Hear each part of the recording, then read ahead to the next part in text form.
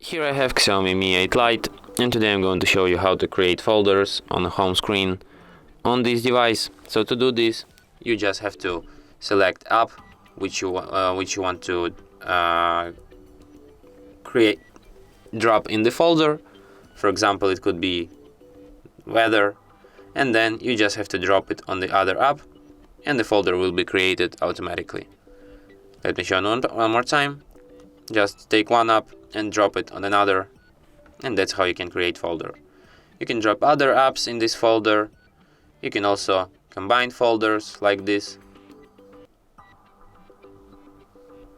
Okay, you can't combine folders, but you can drag apps from these folders too, and that's how it's done. And that's it. Thanks for watching.